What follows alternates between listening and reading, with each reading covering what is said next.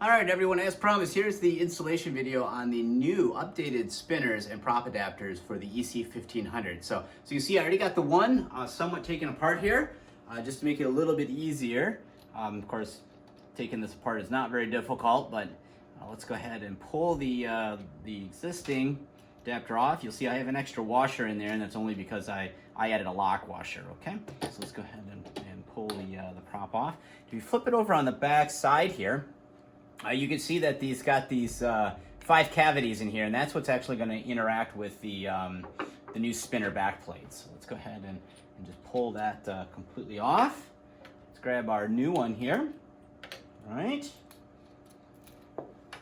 And I will be using a lock washer on this just because, well, I already had them available to me, and I like using them. So that's enough justification for me to use them, but you clearly don't need to. They're not part of the factory installation here. But if you would like to use them, you sure can. So, all right, let's go ahead and put the collet right on the motor shaft here. And of course, if you're like me, I already marked my propellers with a red stripe on the front side, and I left the red stripe off on the back. But either way, if you didn't do that, like mine, just make sure that the props always point inward towards the fuselage. They rotate.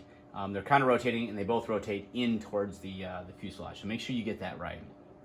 Okay, let's go ahead and put the prop on here. And you want to make sure that the cavities, of course, line up with the little bosses on there, which, of course, if you don't do that, they won't go together at all. So that's pretty easy to figure out. But just to make sure, you want to make sure that the back side of the prop is flush up against the spinner back plate. Okay, there we go. Go ahead and we put the washer on next. And we go ahead and now, like I said, I'm adding a lock washer.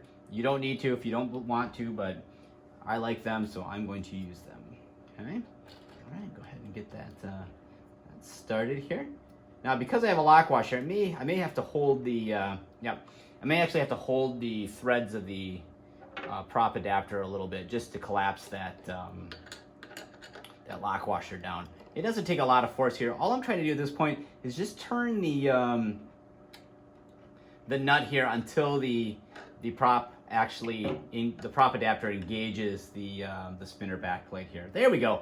And that's all it really takes. Just took a couple turns here, and now we really are able to apply some torque. So let's go ahead. And what's nice about locking the spinner back plate here into the prop and the collet is the fact that I can hold the prop out here instead of having to use needle nose pliers to do this. All of a sudden, it becomes a heck of a lot easier to assemble, and I can actually put on more tightening torque because I have more distance out here that I'm holding it on. So I have more torque to counteract it. So let's go ahead and grab that, and make sure that's nice and tight.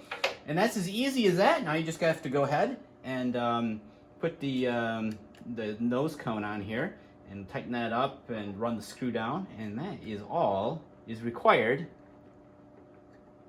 There we go. And that's it. We'll tighten it up a little bit later because I want to check something else beforehand. But there we go. All right, so that's all that's needed to install the updated spinner back plates on the EC-1500 with the new adapters that came out just before that. So if you got any questions, feel free to leave them in the comments, and I'll be sure to answer them.